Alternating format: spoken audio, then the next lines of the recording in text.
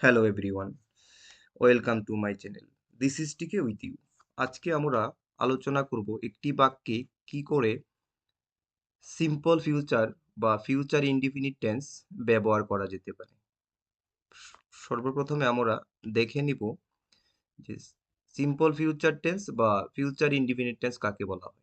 ভবিষ্যতে কোনো কাজ সাধারণভাবে ঘটবে বোঝালে তাহলে আমরা ফিউচার ইনডিফিনিট টেন্স ব্যবহার করতে পারি।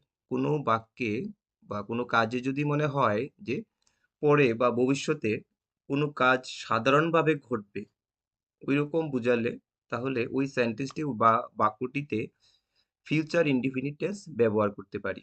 তো আমরা কি করে বুঝবো যে ওই সেন্টেন্স বা বাক্যটা ফিউচার ইনডিফিনিট টেন্স হতে পারে? তাহলে আমাদের লক্ষ্য রাখতে হবে যে কোনো সেন্টেন্সে tomorrow, next day, next week বা নেক্সট মান্থ ইত্যাদি ভবিষ্যৎ নির্দেশক শব্দ ব্যবহার করা হয়েছে কিনা। বাক্যে tomorrow, next day, next week, next month এইসব ভবিষ্যৎ নির্দেশক শব্দ ব্যবহার করা হয়েছে কিনা। তার গঠন প্রণালী বা স্ট্রাকচারটা কি হবে দেখে নেওয়া যাক। অ্যাফার্মেটিভ সেন্টেন্সের ক্ষেত্রে যদি আমরা অ্যাফার্মেটিভ সেন্টেন্সে ব্যবহার করি তাহলে সাবজেক্ট শ্যাল বা উইল ব্যবহৃত হবে এবং ভার্বের বেস ওয়ার্ড অর্থাৎ এক কথায় বলতে গেলে ভার্ব ওয়ান থাকবে, তারপর অবজেক্ট থাকবে। যদিও এখন আমেরিকান ইংলিশের বেলায় সাবজেক্টের সঙ্গে বেশিরভাগ ক্ষেত্রেই উইল ব্যবহার করা হয়। এক্সাম্পল পজিটিভ আমরা দেখব, আমি আগামীকাল আগরতলা যাব। I will go to Agartala tomorrow. I will go to Agartala tomorrow. আমি আগামীকাল আগরতলা যাব। তাহলে অ্যাফার্মেটিভের বেলা হলো। এবার নেগেটিভ দেখা যাক। নেগেটিভের স্ট্রাকচারটা কি হবে। সাবজেক্ট হবে, উইল বা শ্যাল হবে, নট বসবে। শুধু ব্যতিক্রমী শুধু সব আগের অ্যাফার্মেটিভের মতোই শুধুমাত্র নট ব্যবহার করা হবে উইল বা শ্যালের পর। তাহলে এক্সাম্পল দেখা হোক যে এক্সাম্পল কি দেওয়া যায়। He will not do the sum. সে অঙ্কটি করবে না।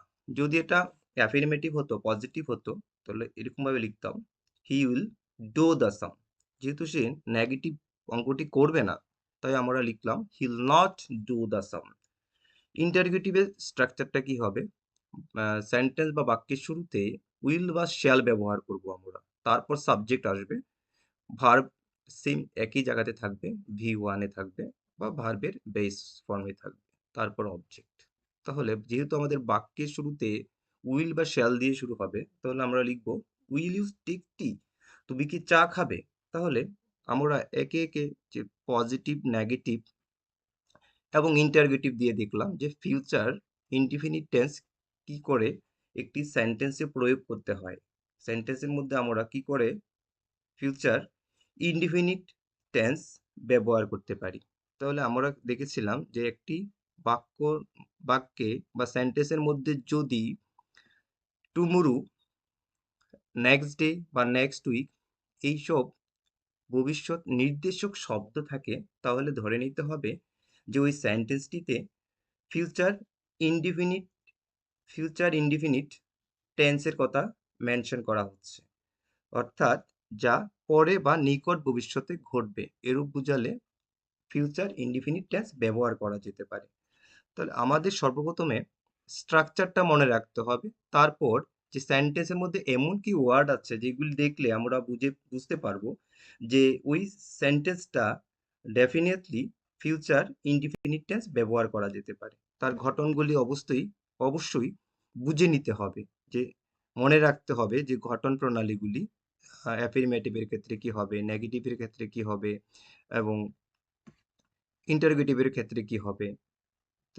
তাহলে এই স্ট্রাকচার বা এই ফর্মুলাগুলি যদি আমরা খাতায় নোট করে রাখি তাহলে ভবিষ্যতে আর এই ফিউচার ইনডিফিনিট টেন্স নিয়ে সমস্যা পড়তে হবে না তোমাদের। আশা করছি এই ভিডিও দেখার পর আমাদের ফিউচার ইনডিফিনিট টেন্স নিয়ে সমস্যা হওয়ার কথা নয়। দেখা হচ্ছে অন্য কোনো ভিডিও নিয়ে, আবার নেক্সট কোনো টেন্স হয়তো বা অন্য কোনো গ্রামারের অন্য কোনো ইম্পোর্টেন্ট টপিক নিয়ে।